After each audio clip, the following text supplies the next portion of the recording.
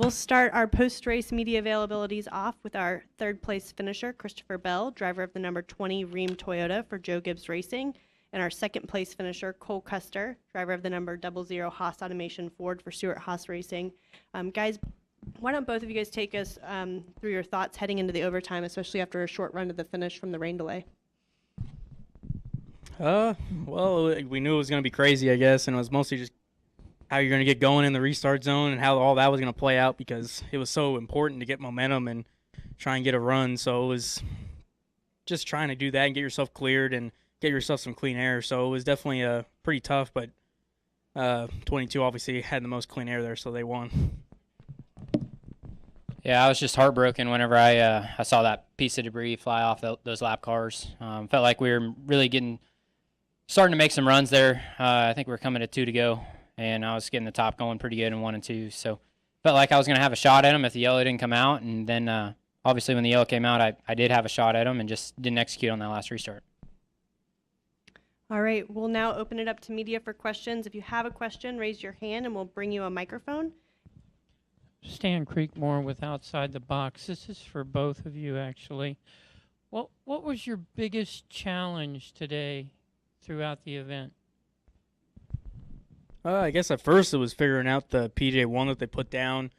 Seemed like, there were times where you could just drive it in there as hard as you wanted, and there were times where you had to kind of back it up and try and hook it as good as you could. So figuring that out first, and when you wanted to run it and when you wanted to run the bottom was probably the biggest thing. And then our car was pretty good all day.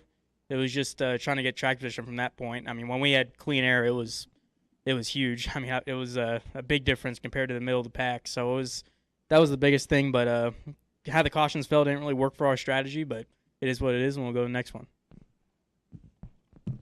For me, we just fought dirty air the entire race, qualifying 7th and then starting on the bottom.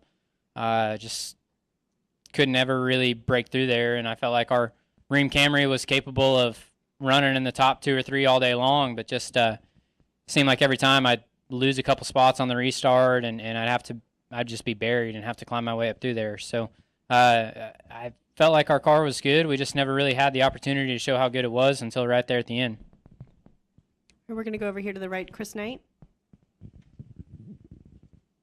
Yeah, Chris Knight, catchfence.com. I just wondering if you guys could look ahead to the next 2 weekends. We go to Pocono, Michigan with the aero package that you guys used at Indianapolis last year. Just wondering what you guys' thoughts are on the next 2 weekends.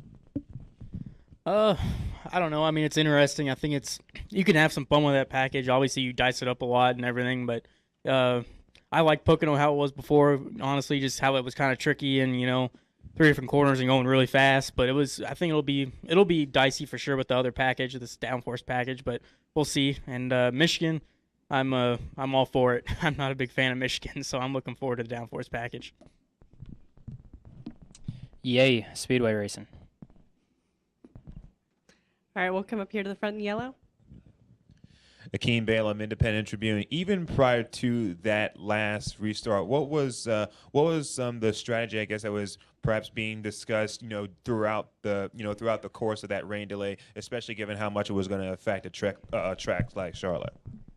I think at first it was just how aggressive you wanted to be, I guess, because you didn't know how that PJ1 was going to come in right after rain. So at first I was like, I didn't really know if I was going to be able to go that aggressive, but once I kind of got out there and felt it under caution, it actually felt like it had more grip to me for some reason.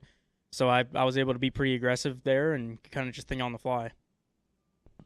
Yeah, I think the biggest thing was just, the Xfinity Series, we're limited on tires here, so kind of you saw a bunch of different strategies of when the people took their last sets of tires, and Keselowski took it earlier, and that was good because he was going to have track position, but then we kept getting yellows and bringing us up with newer tires closer to him. And so I think me and Cole were on the same strategy, and we probably had the winning strategy. We just didn't get it done. The old Cup guy beat us.